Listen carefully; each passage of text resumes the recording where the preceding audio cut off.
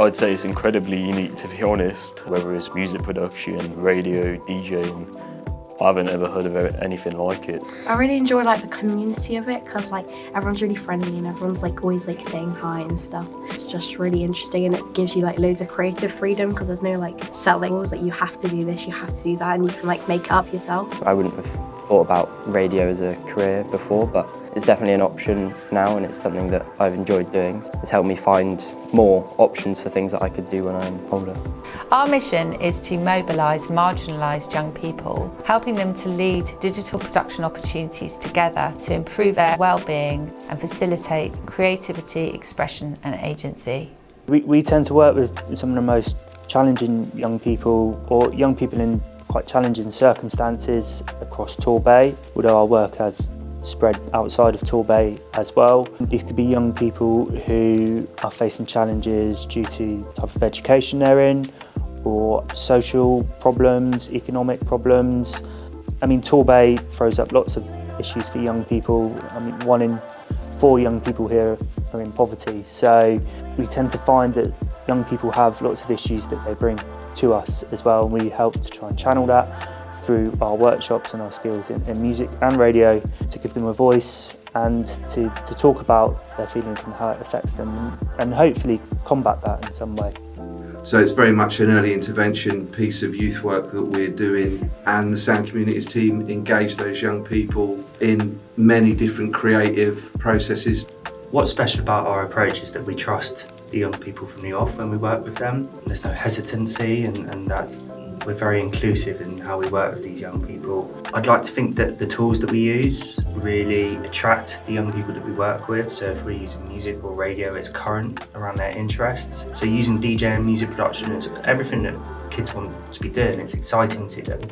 And we're just giving them that opportunity and trusting them to use some really high-end equipment, and that sort of relationship just grows, and all of a sudden there's really good communication and young people will open up to you about other issues around their well-being that they might be struggling with, and it all just comes down from using our tools to build trust with them and being available to them as well.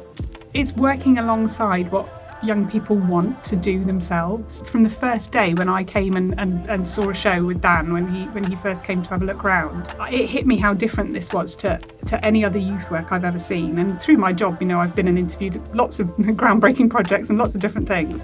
But this seemed really different. So the adult in the room let the young people speak. They let them talk about their own issues and their own thoughts, and then just very gently asked them questions. So almost in a coaching style, just allowed them to come up with their own solutions and their own answers. So it's totally young people driven, which I just think is amazing.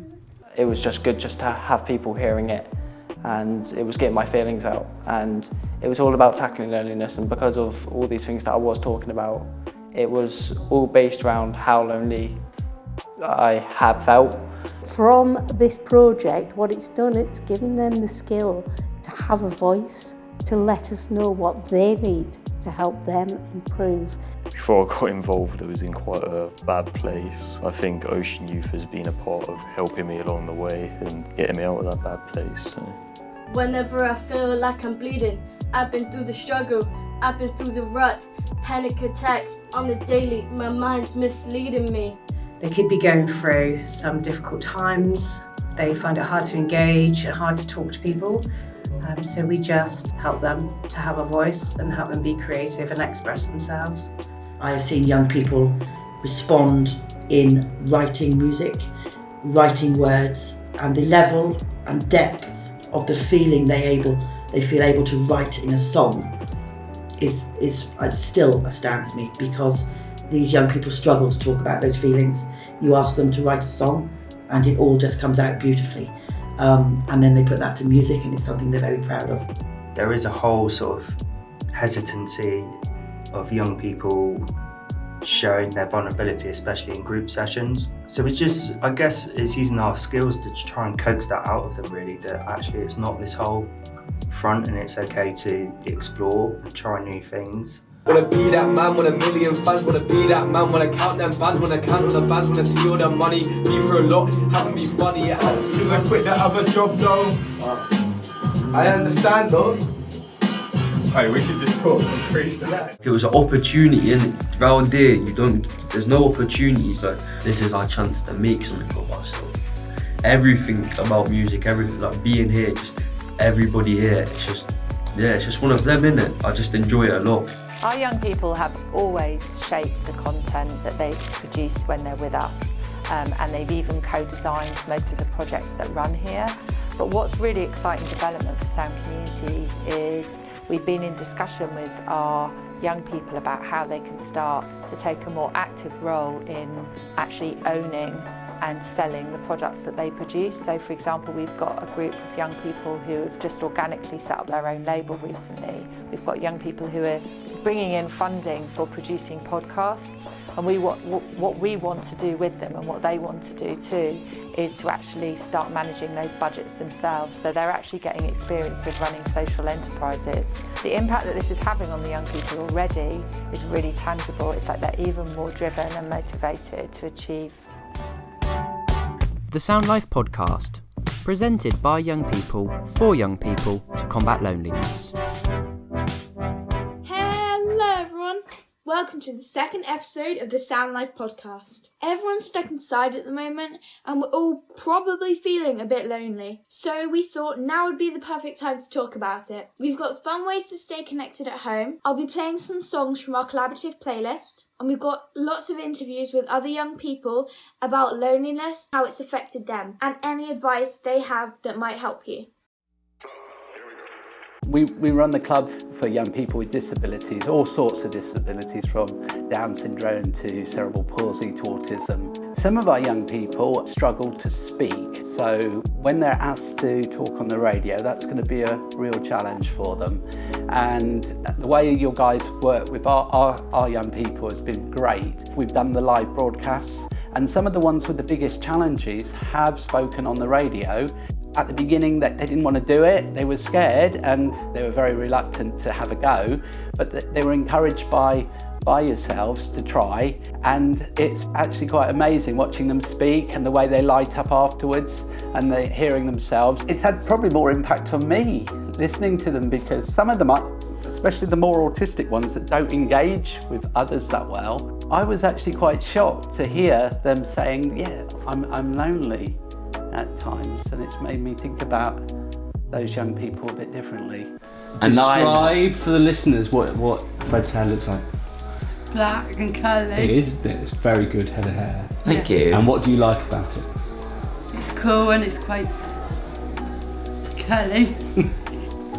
Is it smooth? Quite smooth. Only quite. Might need new shampoo. Quite a lot.